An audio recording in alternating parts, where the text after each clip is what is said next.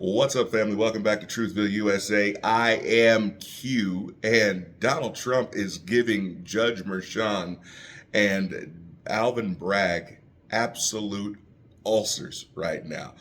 Oh my goodness, the level of sleepless nights that will be coming as a result of this immunity ruling last night is ridiculous. I'm super excited to see how this whole thing gets spun around. So, as you guys know, Donald Trump is supposed to go in on the 11th for his sentencing. They did this right before the convention, right before Donald Trump is to be nominated. But after the immunity ruling by the Supreme Court, Donald Trump's attorneys are making an argument that this case should be reversed as a result of that immunity ruling. Now, at first, when I first heard it, I kind of thought, really though? I don't know. Now, first of all, the case was a complete sham. Don't get me wrong there. And on its merits, it should be thrown out, regardless of what the Supreme Court had to say about immunity. At no point should anyone be able to be convicted by a buffet line of convictions. Well, you know, if you think he's guilty of this and you think he's guilty of this and you think he's guilty of that, well, don't worry about it. As long as each of you thinks he's guilty of something, then we'll just convict him. Those were literally the jury instructions, right? It didn't even have to all agree on what he was guilty of. And on top of the fact that at best it was a misdemeanor, but we all know that. Let's move on.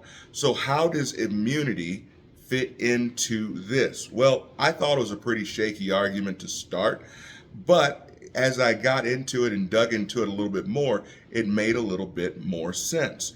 So what Trump's lawyers are arguing is that a lot of the information that was used as evidence that was given to the jury that they were presented with, that Trump tried to keep a lot of that evidence for himself or to himself and declare it under immunity, because most of that stuff was from while he was president. He should have at least some immunity from having to turn over documents that are, well, that are important to his office. And also, at the point that a lot of these documents were requested, he was president. So there should be some level of immunity granted as a result. So Donald Trump's argument is that the jury was given evidence they should have never been given. They were presented with facts that they should not have had access to. Therefore, this entire case needs to be either retried or needs to be thrown out altogether. Now, this is still New York that we're talking about. Do I expect that it's going to be thrown out on this immunity agreement? No, probably not. Do I expect that it's going to get thrown out eventually in the appellate court? Yes, I do. But is it going to be the immunity that gets it done? Probably not. But what I do believe it will do is, while they are sorting out this entire immunity thing, I believe that it will take them way past July 11th.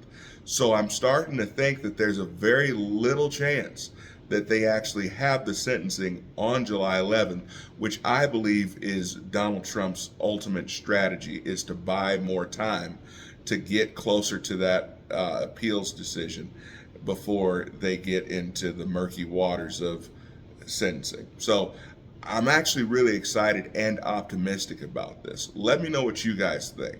Do you guys think the argument holds water? Comment below. I'll see you guys next time. Be blessed.